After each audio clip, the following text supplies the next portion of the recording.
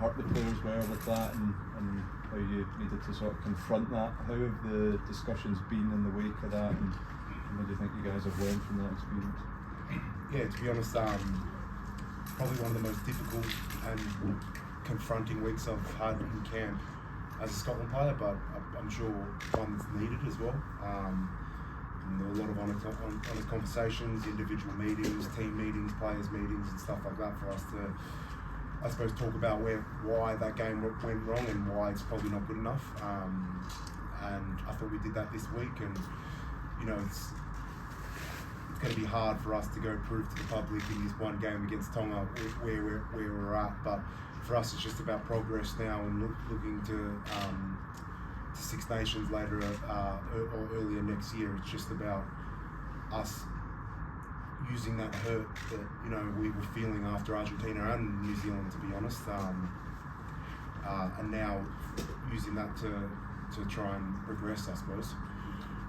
You said after the game that the players deserve to cop it for the way that second half unfolded, and there has been criticism of the players. There's also been a lot of criticism of your head coach, but that's all from the outside. Give us the players' perspective on Gregor and where you feel this team is going under him.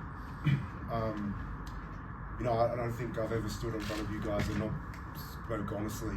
When you guys ask me questions, I've always gave you my honest answer. My honest answer is I'm fully behind my head coach, and so are all the players. And I take a lot of accountability for what happened on the weekend. I'm the captain of the team, and Gregor's not down there playing rugby. You know, he's put us in a position to get up 21 points, and I take accountability as the captain of the squad for the reason that, you know, maybe we let that lead slide. We didn't execute against New Zealand. I think it's more of a players thing for me, anyways. And because I'm down on the field, you know, I'm out there being able to influence the situation along with all the other players. So I stand in front of you all here and speak honestly that I'm fully behind Gregor, and I still believe he's the man for the job in what we can achieve leading into the World Cup. I've seen these drop-offs in games before. 21-0 up on the weekend. We've seen it against Wales the last 2 years, Ireland in the World Cup. Long spells where this Scotland team is nowhere near the level we know they can play at. Some people point to that as a mental fragility. What's your reading of why that keeps cropping up? I was speaking about the games on the weekend specifically, or all the games in general. I think there's a lot of moving parts. I think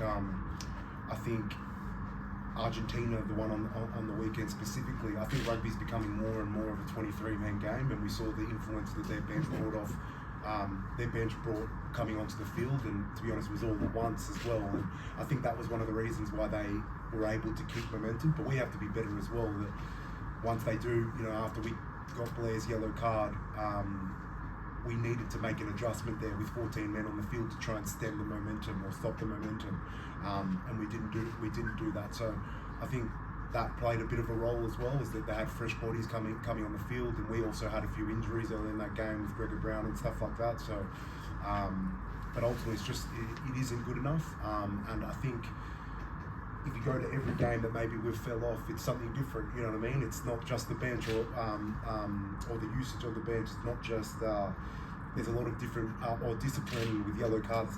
They're all different things. But I think the main thing is that we haven't been good enough in possibly the last 20 minutes of games as of recent. And yeah, I think as player group we need to figure that out. And I think we've taken the first step this week with all our meetings and stuff like that to figuring it out.